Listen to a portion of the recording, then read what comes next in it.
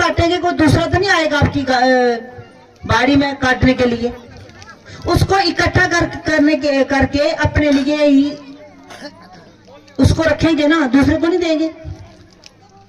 तो ऐसे ही ये कर्म है, उसको दूसरे को दे नहीं सकते हम, मगर कर्म कोई दूसरा नहीं आपका काट सकता, वो आपको काट रहे होंगे। तो व्यक्ति को कर्म का पता ही नहीं है। व्यक्ति कर्म कर रहा है, गाली निकाल रहा है, बुरे शब्द बोल रहा है, प्रोपेगेंडा कर रहा है, चुगली निंदा कर रहा है, उसको नहीं पता कि बुरा कर्म शब्द। नाम जपोगे तो भी शब्द निकलेगा, गालियां दोगे तो भी शब्द निकलेगा, कुछ भी करोगे मगर गालियां दोगे शब्द बुरा कर्म बन जाएगा। नाम जपोगे शब्द अच्छा कर्म बनेगा। वही ना परमात्मा का जपने मात्र से आपके पिछले कई जन्मों के कर्म कटते हैं। शब्द जपने का मतलब है कि हमारे कर्म कटने, ज्ञान अग्नि शब्द हमारे प्रकट करती है, फिर हमारे कर्म कटते हैं। भगवान कृष्ण ने अर्जुन को क्या बोला था कि अर्जुन ने जब भगवान कृष्ण को बोला कि हे प्रभु, जो महापापियों से भी अधिक पाप करने वाला व्यक्ति है वो भी आपकी शरण में आ सकता है, उसके पाप धुलेंगे।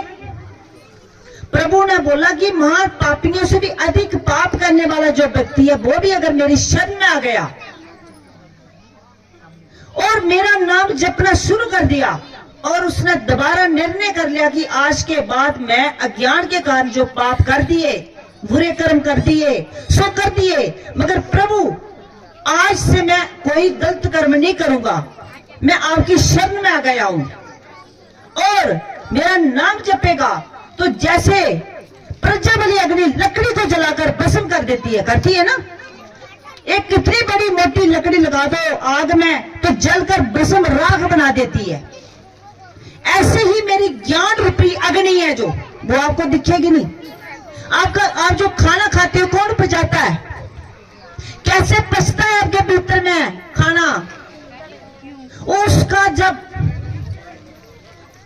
पानी भी पीते हो, जितना पानी आपके शरीर को चाहिए उतना शरीर ले लेता है, फालतू का पेशाब में चल जाता है।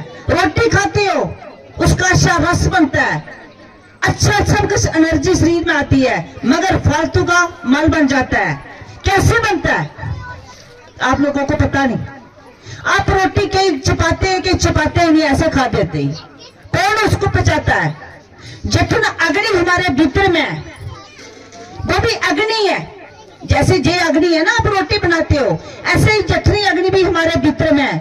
वो जठन अग्नि हमारी रोटी को पचाती है। इसलिए बोलते हैं ना, संत महापुरुष बोलते हैं, तो साइंस में भी ऐसे है कि डॉक्टर लोग बोलते हैं कि जब खाना खाते हो तो खाना खाते पानी नहीं पीना चाहिए, ठंडा पानी। क्यों? क्योंकि जैसे आप चूल्हा जलाया, अपना रोटी बना रहे हो, आग जल रही है, उसमें पानी डाल दोगे तो आग बुझ जाएगी। ऐसे ही खाना खाते जब आप पानी पियोगे तो वो जठर अग्नि ठंडी हो जाएगी, वो खाना पचेगा नहीं ठीक तरह। इसलिए लोगों के पेट खराब हो जाते हैं। खाना खाएंगे पानी पिएंगे, खाना खाएंगे पानी पिएंगे, ऊपर से खाना ठीक आधे घंटे 1 घंटे के बाद खाना खाने के बाद पीना चाहिए। तो वो जठर अग्नि हमारे अन्न को पचाती है। जो एक जठर अग्नि होगी वो अन्न को पचाती है, खाना को। एक ज्ञान अग्नि है। ज्ञान अग्नि शब्द से, नाम जपने से, जब गुरु आपको वचन देता है, सत्संग सुनाता है, तो ज्ञान अग्नि प्रकट होती है। वो शब्द आपके भीतर में जाता है तो आपके भीतर के जो कर्म कटते हैं। इसलिए उसकी वाणी से आप लोग के कष्ट दूर होते हैं। तो आप पाठ करोगे तो पाठ करने से आपकी ज्ञान अग्नि प्रकट होगी, आपके कई जन्मों के कर्म भस्म होंगे। मगर ये नहीं महीना 2 या साल 2 पाठ किया तो मेरे कर्म नहीं कटे, मैं फिर दुखी हो गया। पाठ कर रहा था तो ठीक था, छोड़ दिया तो दुखी हो गया। कई जन्म कीर्तनों का ये गुरु नानक जी भी कहते थे। तो कई कई जन्म की कीट पतंग कितने 84 लाख जुनिया जो है वो भी एक दिन इंसान थी, मगर कर्म से नहीं किए, सत्संग नहीं सुने, सत्संग का लोगों को ज्ञान ही नहीं है। लोग क्या देखते हैं? शरीर। लोगों को पता ही नहीं है, लोगों को जो इन आंखों से दिखता है वो सत्य दिखता है कि सत्य है, मगर वो सत्य नहीं है, वो बादल की छाई है। जैसे कि बादल आए गए ना तो सूरज छिप गया। ये नाशवान है, हर पल नाश की तरफ जा रहा है। जो दिखता नहीं है वो सत्य है, जो दिखता नहीं है मगर कार्रवाई हो रही है, उसका विचार करना कि दिख नहीं रहा है मगर हो कैसे रहा है। ये विवेक है। वो विवेक आज लोगों के भीतर में है, परमात्मा ने दिया हुआ, मगर उसको ढक दिया, उसको छुपा दिया। कैसे? अज्ञान के कारण, राग द्वेष काम क्रोध लोभ मोह मद, इसके कारण कामना आसक्ति, कामना से ही क्रोध होता है, फिर क्रोध से भी द्वेष आ जाता है एक दूसरे के प्रति। ये मेरी चीज कैसे ले गया, जो मेरी थी, है परमात्मा की, बढ़ा ली अपनी। जो आपका अपना है वो आपने संभाला नहीं, जो अपना है, जो सदा समय से आपके साथ चल रहा है, उसकी पहचान आपने नहीं की। जो नाशवान है, जो नाश की तरफ जा रहा है, उसको अपना बना लिया। जो कभी किसी के साथ किया नहीं, उसको अपना बना लिया। उसके साथ हमने, उसके लिए लोगों के साथ द्वेष कर लिया, झगड़े कर लिए, बुरे कर्म कर लिए। तो किससे? कामना से हुए ना। कामना ही, इसलिए शास्त्रों में भी लिखा है, संत महापुरुष बताते हैं कि कामना ही हमारा शत्रु है। जे मिल जाए, जे मिल जाए, आसक्ति उसमें, दूसरे को मिल गया तो उससे द्वेष हो गया। कामना द्वेष ये हमारे शत्रु है। ये इंसान के भीतर, हर व्यक्ति के भीतर में होते हैं, मगर जो इसको पार करता है उसमें कम हो जाते हैं। क्यों? उसको बस समझता नहीं है। वो जप करते हैं, उसको पता है कि हमें ये नरक में लेने वाले हैं।